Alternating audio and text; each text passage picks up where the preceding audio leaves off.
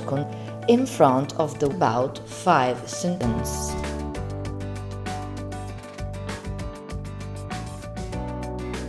While pressing the button 1 of the Y Evo, at the same time press 4 times the button 2. Release both buttons.